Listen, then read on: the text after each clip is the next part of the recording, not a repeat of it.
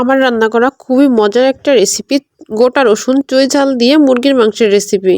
আপনারা মাংসের কালারটা দেখলেই হয়তো বুঝতে পারছেন এটা কতটা লোভনীয় হয়েছে। এতটাই লোভনীয় আর মজার হয় রেসিপিটি। একবার বাসায় ট্রাই করলে বুঝতে পারবেন।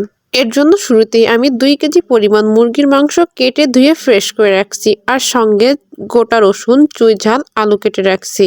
এরপর একটি কড়াইতে পরিমাণ মতো তেল গরম করে নিয়ে দিতে হবে 2 টেবিল চামচ পেঁয়াজ বাটা, 1.5 টেবিল চামচ রসুন বাটা, 1.5 টেবিল চামচ জিরা বাটা, 1 টেবিল চামচ লবঙ্গ গোলমরিচ বাটা। এরপর দিব কিছু শুকনো উপকরণ, দারুচিনি, এলাচ, লবঙ্গ। এরপর সমস্ত উপকরণগুলোকে কিছুক্ষণ কষিয়ে নিব 3 থেকে 4 মিনিট।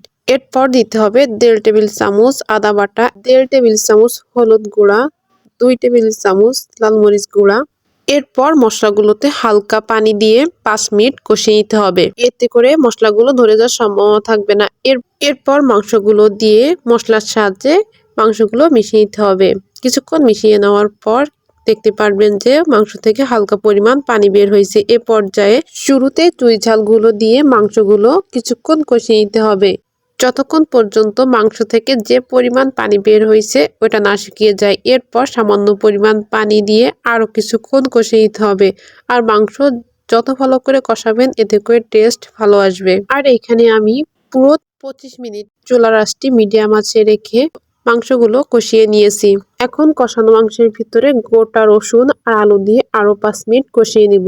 5 মিনিট কষিয়ে নেওয়ার পর 1/2 টেবিল চামচ গরম মশলা গুঁড়া, 1/2 টেবিল চামচ আদা দেওয়ার পর পানি দিতে হবে 3 কাপ পরিমাণ। আর এখানে আমি গরম পানি ব্যবহার করছি, এতে করে মাংসের টেস্ট আরও দ্বিগুণ বেড়ে যাবে। এরপর খুন্তির সাহায্যে মাংসগুলো পানির সাথে কিছুক্ষণ মিশিয়ে ঢাকনির সাহায্যে 20 মিনিটের জন্য ঢেকে দিতে হবে। 20 মিনিট পর ফিরে আসলেই দেখতে পাচ্ছেন যে তরকারি থেকে কি সুন্দর বলক উঠতেছে আর কালারটাও অনেক সুন্দর আসছে মাশাআল্লাহ। এরপর আরও কিছুক্ষণ জাল করে নিতে হবে। আর আপনারা চেক করে নেবেন যে আলুটা প্রপারলি ভাবে সিদ্ধ হয়েছে কিনা। যতক্ষণ পর্যন্ত সিদ্ধ না হবে ততক্ষণ পর্যন্ত জাল করে নিতে হবে। আর লাস্টে মাংসে 1 টেবিল চামচ গরম মশলা গুঁড়া ব্যবহার করবেন, এতে করে মাংস রান্নার সময় অনেক সুন্দর একটা অ্যারোমা আসবে।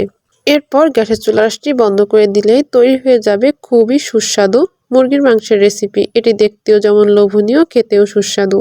আর এই মুরগির মাংসের রেসিপিটি আপনারা সাদা ভাত, পোলাও, পরোটা, রুটি যে কোনো একটি খাবারের সাথে খেতে পারেন। ভিডিওটির সাথে থাকার জন্য আপনাদের সবাইকে ধন্যবাদ। আল্লাহ হাফেজ।